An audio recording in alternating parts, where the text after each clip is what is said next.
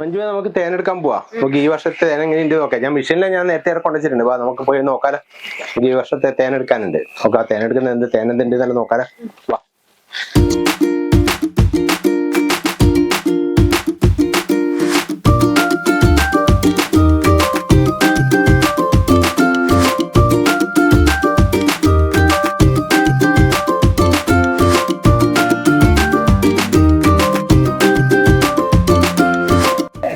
Hello മന. സാറേ നമസ്കാരം. എന്തുണ്ട് ഈ വർഷം സീസൺ? നല്ല മോശമില്ല, നല്ല സീസണാണ്. മൂന്നാമത്തെ മൂന്നാമത്തെ റൗണ്ട്. അച്ഛനും മോളും ഉണ്ടല്ലോ. മോള് കൂടുവോ? ഓള് കൂടും നല്ല കൂടുന്ന. എങ്ങനെയുണ്ട് മോളെങ്ങനെയുണ്ട്? വീഴ്ച പേടിയൊന്നുമില്ലോ? എന്നാ അച്ഛനും മോളും കൂടെ ഒരു തേനെടുക്ക്. കാണാം കേട്ടോ. ആയിക്കോട്ടെ. ഞാൻ വീഡിയോ ഒക്കെ എടുക്കാം. ആയിക്കോട്ടെ. സീസൺ നല്ല സീസണാണ്, നമുക്ക് എടുക്കാം. പക്ഷെ 6-7 ദിവസം ആയില്ലേ, നല്ല സീലായിട്ടുണ്ട്. നല്ല അടിയിൽ നല്ല സീലായിട്ടുണ്ട്. ആയിക്കോട്ടെ. ശരി. നമ്മൾ ഈ വർഷത്തെ തേൻ വിളവെടുപ്പ് നമ്മൾ ആരംഭിച്ച് ഏകദേശം 3 റൗണ്ട് പൂർത്തിയായി. 4ാമത്തെ റൗണ്ടിലേക്ക് നമ്മൾ കടന്നു കഴിഞ്ഞു. അപ്പൊ ഇപ്പൊ ഏറ്റവും നല്ല തേൻ ഉൽപാദന സമയമാണ് ഇപ്പോൾ ഉള്ളത്. നമുക്ക് തേൻ എടുക്കുന്നത് നമ്മളിപ്പോ എങ്ങനെയാണ് നമ്മളെ പെട്ടിയിരിക്കുന്നത്? നമ്മൾ ഒരു സൂപ്പർ, 2 സൂപ്പർ, 3 സൂപ്പർ വരെ നമ്മളിപ്പം പല പെട്ടികൾക്കും കയറ്റിയിട്ടുണ്ട്. ഇപ്പൊ 3 സൂപ്പർ കയറ്റിയ ഒരു പെട്ടിയാണ് നമ്മൾ ഇപ്പൊ കണ്ടുകൊണ്ടിരിക്കുന്നത്. മല പതുക്കെ തുറക്കുക. ഇതാ നമ്മൾ ഇതുപോലെ തുറക്കുമ്പോൾ തന്നെ ഇതിലൊക്കെ നിറച്ച് ഈച്ചയുണ്ടാവും. അപ്പൊ ഇങ്ങനെ വരുമ്പോൾ നമ്മൾ എന്ത് വേണം? ഈ പെട്ടി സാവകാശം എടുത്ത് ഇതുപോലെ തന്നെ ഇവിടെ വെച്ച് കൊടുക്കണം. വെച്ച് കൊടുത്തിട്ട് നമുക്ക് ഈ ഒരു ഇത് കണ്ട, ഇതൊന്നും അറിഞ്ഞില്ല. ഇത് 3ാമത്തേതായതുകൊണ്ട് നമുക്ക് ഉദ്ദേശിച്ച പോലെ ഒന്നും അറിഞ്ഞിട്ടില്ല കേട്ടാ.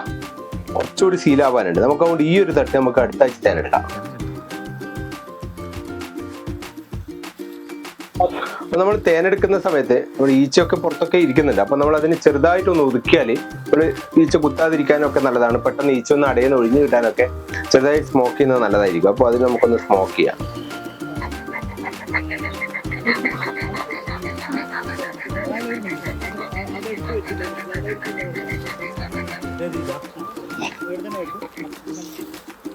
സ്മോക്ക് ചെയ്തതിനു ശേഷം നമ്മൾ പതുക്കെ ഒരട എടുക്കുകയാണ്.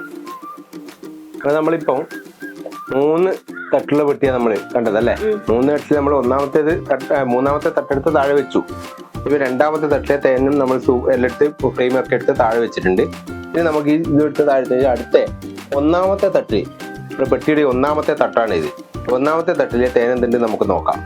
ഇത് കണ്ട നിറഞ്ഞിരിക്കുവായിരുന്നു. ഇതും നമ്മളിപ്പോ ആദ്യത്തെ കണ്ടില്ലേ, നല്ല 100% നിറഞ്ഞ സീലായതാണ്. അതുപോലെ തന്നെ നമുക്കിതാ 1ാമത്തേതിലും ഉണ്ടാ, അതും ഇതുപോലെ തന്നെ ഇരിക്കുന്നു. ഉണ്ടാ, നിറഞ്ഞ പെട്ടിയാണ്. നമുക്ക് ഇതുകൂടി എടുക്കാം. നമുക്ക് ഇതുകൂടി എടുത്ത് വെച്ചിട്ട് ഇത് മെഷീൻ ഉപയോഗിച്ച് എക്സ്ട്രാക്ട് ഉപയോഗിച്ച് തേൻ ഓരോന്ന് നമുക്ക് ഈ സീലുകളായ ഭാഗത്ത് ചെത്തിയെടുത്ത് തേനെടുക്കാം.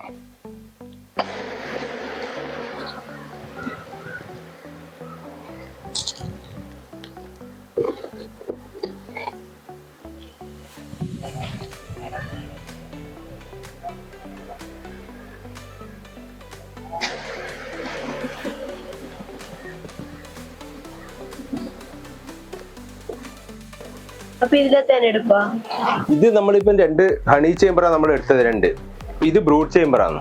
ഇത് അവരെ കുഞ്ഞുങ്ങളും അവർക്ക് കഴിക്കാനുള്ള ആഹാരവും ഒക്കെ ഉള്ള ഭാഗമാണ്. ആ ഒരു ഭാഗം അത് നമ്മൾ തേനെടുക്കൂല. അപ്പൊ ഇത് കഴിഞ്ഞു. നമ്മൾ ഇനി തേനെടുക്കേണ്ടത് നമ്മൾ ഈ എടുത്തു വെച്ചിരിക്കുന്ന ഫ്രെയിമിലെ തേനാണ് നമ്മൾ എടുക്കേണ്ടത്.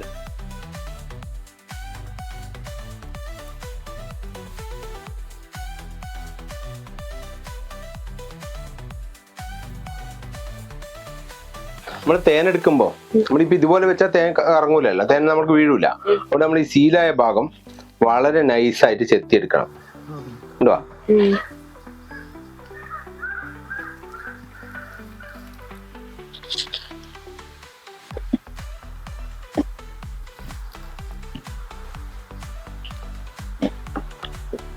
ഒരു വശം ചെത്തി അടുത്ത വശം കൂടെ ചെത്തണം. ഉണ്ടാ?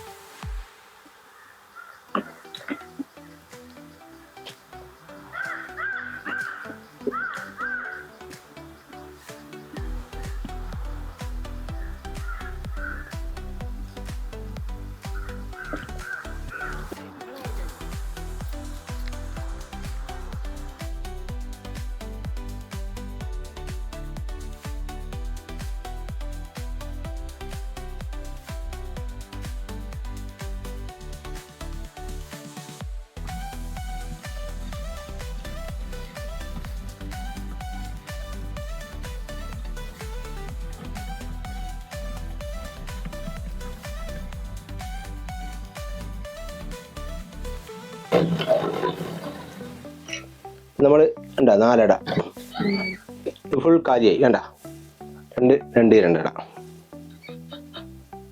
രണ്ടും നല്ല പെട്ടെന്ന് ഫുൾ കാലിയായി. മനസ്സിലായില്ലേ? ഓക്കെ, 4 അടം വെച്ച് തേനെടുക്കുന്ന എങ്ങനെയാന്ന് മനസ്സിലായില്ലേ?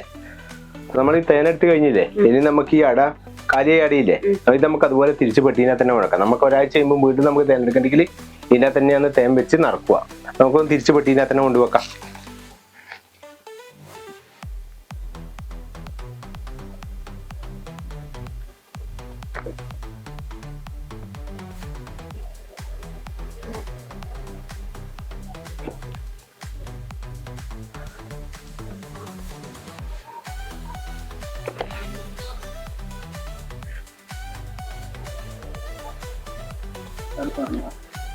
ഇപ്പൊ 4 ഫ്രെയിമാണ് നമ്മളിപ്പോൾ ഇതിനകത്ത് ഉള്ളത്. അപ്പൊ നമുക്ക് ഇനി അടുത്ത ഒരു തട്ട്, രണ്ടാമത്തെ തട്ട് നമ്മൾ വെക്കുന്നു. രണ്ടാമത്തെ തട്ടിൽ 4 ഫ്രെയിം വെക്കുന്നു. നേരത്തെ നമ്മൾ കണ്ട ഈ ഫ്രെയിം നമ്മൾ ഈ ആഴ്ച തേൻ എടുത്തിട്ടില്ല, അത് നമ്മൾ തിരിച്ചു ഇവിടെ തന്നെ വെക്കുമായിരുന്നു. മഞ്ജുമേ, നമ്മളെല്ലാരും കൊമ്പുകണി അച്ഛനോട് വിളിച്ച് പറയുന്നില്ലേ കൊമ്പുകണി വേണമെന്ന്. ഈ കൊമ്പുകണി നീ ഒന്ന് കഴിച്ചു നോക്കിയാട്ടെ അതെങ്ങനെയുണ്ട്. ഏതാണ് കൊമ്പുകണി? അടിപൊളി കൊമ്പുകണിയാ, നല്ല വെള്ള തേനാന്ന്. കഴിച്ചു നോക്കിയാട്ടെ, ആസ്വദിച്ച് കഴിച്ചു. സ്വാദ് ഓക്കെ, നല്ല സ്വാദില്ലേ? ആയി.